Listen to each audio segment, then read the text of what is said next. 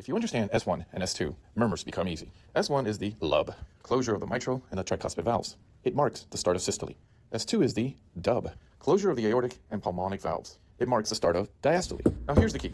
Murmurs are just abnormal sounds between those normal beats. If you hear a murmur between S1 and S2, that's a systolic murmur. Think aortic stenosis, mitral regurgitation. Mitral regurgitation?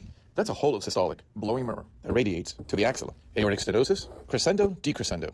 At the right upper sternal border, often radiates to the carotids. If you hear the murmur after S2, that's a diastolic murmur. And boards love this. Diastolic murmurs are almost always pathologic. Aortic regurgitation, high-pitched blowing sound right after S2. Mitral stenosis, a low rumbling sound. And don't forget your extra heart sounds, the S3 and the S4. S3 occurs early in diastole and sounds like Kentucky. Think volume overload and heart failure. S4 occurs late in diastole and sounds like Tennessee, Tennessee. Think stiff ventricle, hypertension, and left ventricular hypertrophy.